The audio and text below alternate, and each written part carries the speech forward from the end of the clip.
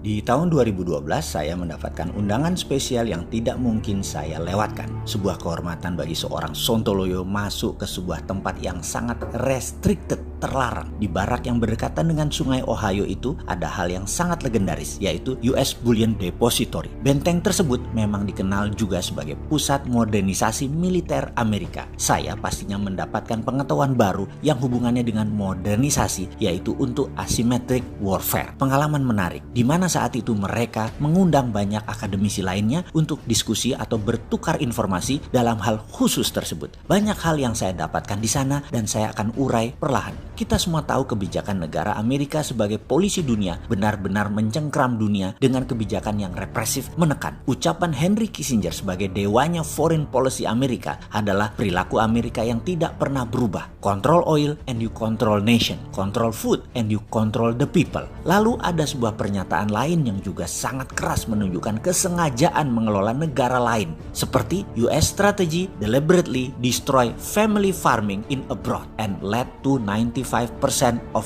all grain reserve in the world being under the control of 6 multinational agribusiness corporation. Terjemahan bebasnya kira-kira, strategi Amerika dengan sengaja merusak pertanian di seluruh dunia sehingga 95% gandum dunia dikendalikan oleh 6 perusahaan multinasional milik Amerika. Ini artinya Amerika mau mengendalikan people. Sebagai catatan saja, mie instan bahan dasarnya apa? Dan mie lainnya di Indonesia 100% import bahannya. Sementara makan mie sudah menjadi makanan utama setelah beras dan nasi di Indonesia. Lalu panganan lain kita urai setelah ini ya. Intinya ketahanan pangan sebuah negara tidak akan mudah atau dibuat sulit mandiri selama tidak paham geopolitik dan geostrategi negara adikuasa si kampret Amerika itu. Faktanya hingga saat ini 9 bahan pokok plus bumbu-bumbu di Indonesia masih bergantung negara besar luar yang hulunya ya mereka juga. Kalau tidak Cina ya Amerika. Ketidakberdaulatan pangan ini bukan masalah pertanian, tapi ini masalah pertahanan. Oke, kita masuk ke oil dulu baru ke pangan ya. Oke, kita masuk ke oil dulu sekarang. Jalur minyak dunia semua dikawal American Fleet. Naval Fleet atau armada laut Amerika adalah armada terbesar di dunia. Seluruh kekuatan naval di dunia baik Rusia, Cina, Inggris, Prancis dan negara lainnya dijumlahkan baru sama dengan kekuatan armada angkatan laut Amerika. Angkatan laut terbesar saat ini adalah Seventh Fleet atau armada ke-7 yang mengawasi Indo-Pasifik, wilayahnya menjangkau dari San Diego, Honolulu, Vanuatu hingga Diego Garcia di Maldives yang berpusat di Okinawa, dan Indonesia masuk wilayah Seventh Fleet. Semua armada laut tersebut mengamankan atau mengontrol jalur minyak Amerika dan jalur minyak dunia. Maaf, kita lompat sebentar. Ketika jembatan Selat Sunda akan dibangun oleh pihak Cina, agenda tersebut batal. Mengapa? Amerika tidak mau Selat Sunda dibuat jembatan karena armada laut armada 7 lewat Selat Sunda, tidak lewat Selat Malaka. Dan Amerika tidak mau 100 meter di atas armadanya ada barang Cina dalam tanda petik yang bisa memonitor gerakan kapal mereka. Indonesia, nggak paham begini-beginian. Zaman SBY nggak paham, apalagi zaman sekarang. Kabinetnya rodok-rodok naif urusan beginian. Nah kan mulai sebel kan kalau kayak gini sama Sontoloyo. Di tengah video Sontoloyo nyinyir. Habis bagaimana dong? Itu paling komentar saya. Saya sudah nggak tahan masalah beginian, kita dikangkangi terus oleh asing dan aseng. Saya nyinyir karena mau mengajak kedaulatan Indonesia itu bangun kesadarannya. Bukan anti pejabat. Paham ya ente ya? Aneh bukan anti pejabat, aneh cinta tanah air, aneh cinta pejabatnya. Cuman pelajaran beginian nih harus diingetin. Di sini mulai banyak yang klik nyambung bahwa ada pertarungan El Clasico di Selat Malaka. Yang Malaysia, Indonesia nggak terlalu ngeh. Armada Cina lewat sana, baik militer ataupun komersialnya. Armada Amerika militernya lewat Selat Sunda. Perdagangan lewat Selat Malaka dan hubnya Singapura dan Port Klang yang mendapat manfaatnya lebih banyak. Indonesia dulu ada Pulau Weh, tapi kalah diplomasi maritimnya dengan Singapura dan Malaysia. Indonesia harus belajar dan rebut kembali wilayah itu.